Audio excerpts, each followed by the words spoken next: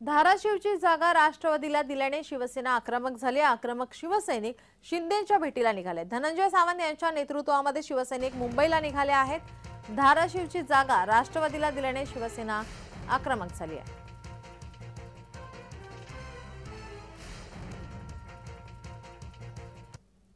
धाराशिव लोकसभेमध्ये महायुतीच्या जागेवरून आता संघर्ष पेटलेला पाहायला मिळतोय।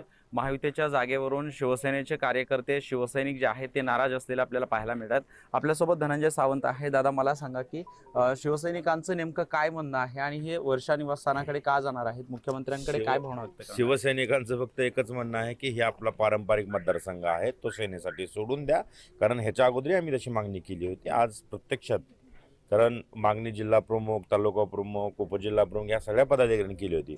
पण आज शाखा प्रमुख, विभाग प्रमुख, ज्या त्या गावातले सर्व सरपंच, ग्रामपंचायत मेंबर, सगळे जिल्हा लोकप्रतिनिधी सगळे आम्ही सगळेजणच चाललो। कारण ही पारंपरिक जागा शिवसेनेची आहे आणि ही शिवसेनेलाच सोडावी।